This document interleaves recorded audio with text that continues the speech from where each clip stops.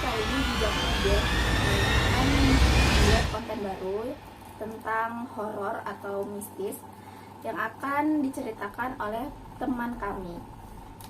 Jadi hari ini teman kami akan menceritakan pengalaman-pengalaman horor mistis yang pernah dialaminya. Silahkan kepada teman kami bercerita. Ya, terima kasih Desi.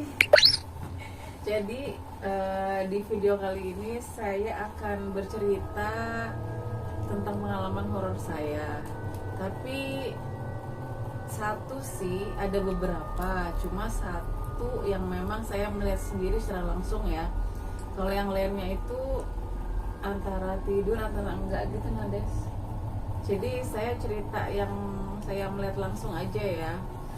Nah, jadi ini pengalaman ini terjadi sekitar mungkin 4 atau 3 tahun yang lalu ya.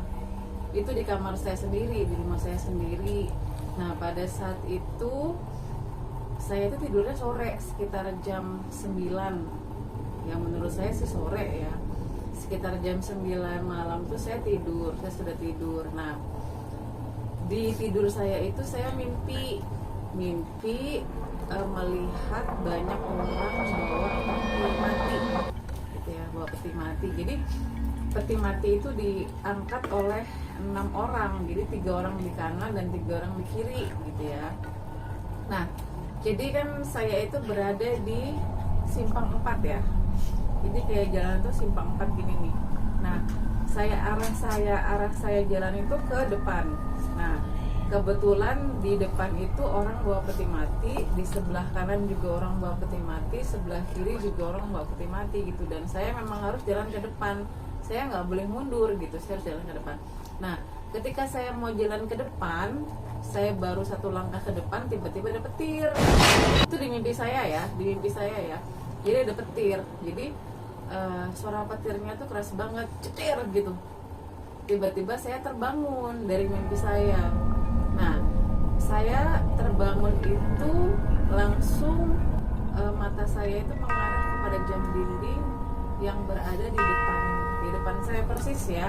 Jadi posisi kamar saya itu di depan saya itu jam dinding, terus ada TV, terus sampingnya TV itu ada pintu, terus di samping pintu itu ada space lah, jarak antara pintu dengan rak buku dan rak lemari baju ya. Nah, jadi di space itu, jadi ada space lah antara pintu dengan rak buku. Nah, ketika saya bangun, saya melihat jam dinding langsung, itu jamnya sekitar jam 2:30 pagi. Nah, saya secara otomatis itu saya langsung melihat ke kiri. Refleks aja sih, langsung saya melihat ke kiri. Jadi pas bangun dari mimpi buruk itu saya langsung melihat ke kiri, dan itu posisinya jam 2:30 pagi. Pas ketika saya melihat ke kiri, tiba-tiba memang sudah ada 2 sosok di situ ya, di space tadi antara pintu dan lemari buku. Jadi ada 2, ukurannya itu gini nih, tinggi, yang satu tinggi, yang satu kecil ya. Itu Mr. P. Jadi dua-duanya itu untungnya tidak ada wajahnya, jadi saya nggak terlalu takut ya. Cuma mereka itu tidak mau pergi gitu. Jadi sampai saya itu baca doa macam-macam itu juga masih belum hilang. Baru beberapa menit kemudian saya bangun, saya nyalain TV. Kan posisinya juga kamar saya itu kan gelap, pintu tertutup, jadi memang nggak ada cahaya sama sekali sih. Ada cahaya dari luar, dari ventilasi pintu sih. Di atasnya pintu itu kan ada ventilasi, jadi ada cahaya masuk lah dari ruang keluarga begitu. Cuma itu, dan itu sedikit aja sih cahayanya. Nah, jadi ketika saya nyalakan TV, samar-samar, jadi 2 sosok itu samar-samar, tapi masih ada. Sampai yang tadinya saya takut, sampai jam setengah 3 pagi itu akhirnya saya nggak takut lagi. Akhirnya karena dia nggak mau hilang-hilang juga, saya lewatin dia di depannya, terus saya nyalakan lampu. Jadi posisi lampu itu ada di samping pintu ya. Kalau misalnya saya nyalakan lampu, saya mengarahnya jalannya ke pintu dan melewati dia secara otomatis. Akhirnya saya nyalain pintu dan lewat di depannya dia, karena saya sudah posisinya sudah nggak takut lagi karena sudah lama ya, sudah setengah jam. Pas lampu nyala, saya buka pintu sedikit, saya tidur lagi gitu. Jadinya memang pada saat setengah jam itu, ketakutan saya selama setengah jam itu memang banyak hal yang akan saya pikirkan gitu ya. Saya harus apa, saya sempat berpikir teriak gitu jam segitu, cuma saya takut nanti dimarahin ibu saya gitu ya. Itu kan jam 2:30 pagi kan, bukannya malah ditolongin, malah dimarahin ya. Jadi saya takut tambah dimarahin lagi jadi gitu. Jadi saya menunggu sampai setengah jam, saya nyalain lampu baru dia hilang sendiri. Akhirnya saya tidur lagi. Itu aja sih, itu sih cerita pengalaman saya yang memang saya melihat sendiri, dan itu masih saya ingat sampai sekarang meskipun udah berapa tahun. Terus Bu, pada saat si ibu melihat nih sosok, nah, apakah tidak ada, maksudnya dia melakukan aktivitas apa? Nggak ada, kepada cuma ibu diam. gitu? Cuma diam, dan anehnya tidak ada wajahnya untungnya. Jadi ditutupin, jadi memang Mr. P ini nggak ada wajahnya, jadi dua-duanya itu apa ya, ditutupin kain kafan gitu posisinya. Untungnya itu ya, jadi nggak buat saya takut ya. Jadi, dan mereka cuma diam aja, Jadi tidak mengganggu. enggak, dia cuma diam doang.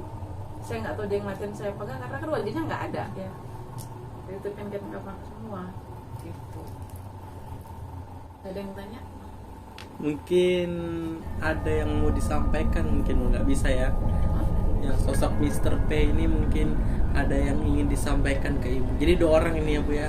Dua Dua. sosok, cuma dia tinggi, yang satu tinggi, yang rendah, kecil. Jadi gini nih bentuknya. Sampai saat ini masih muncul sosok tersebut. Sekali itu aja. Jadi sekarang nggak muncul lagi ya. Kalau sekarang setelah itu sih ada yang lain-lain sih, bukan dia. Bentuknya cuma saya ngelihatnya itu antara mimpi, antara tidur antara enggak gitu. Nah, ada sih yang nggak tahu ya, mungkin dulu itu beberapa kali saya melihat ya Mr. P itu. Terus ada ibu-ibu yang rambutnya pendek, saya melihat juga itu antara tidur antara enggak. Terus di Malang juga pernah saya melihat, nggak tahu ya begitulah. Cuma yang paling memang melihat secara langsung itu yang memang nyata ya si Mr. P itu. Tapi setelah itu muncul tuh ada kejadian-kejadian apa, misalnya pertanda apa?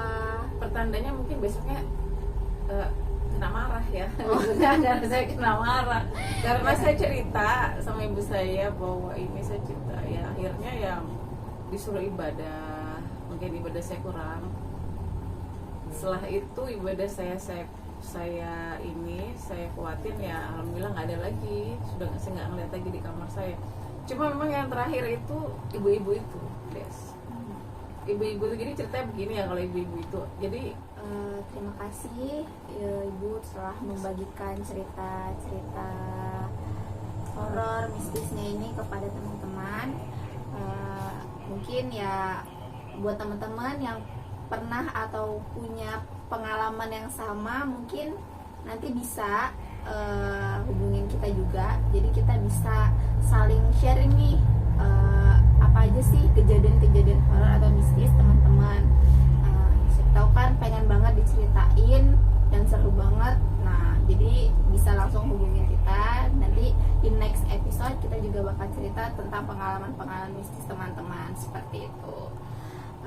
Jadi mungkin sekian untuk konten hari ini. sampai jumpa lagi. Sampai jumpa lagi. Dadah.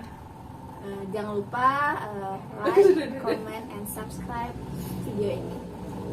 Dadah.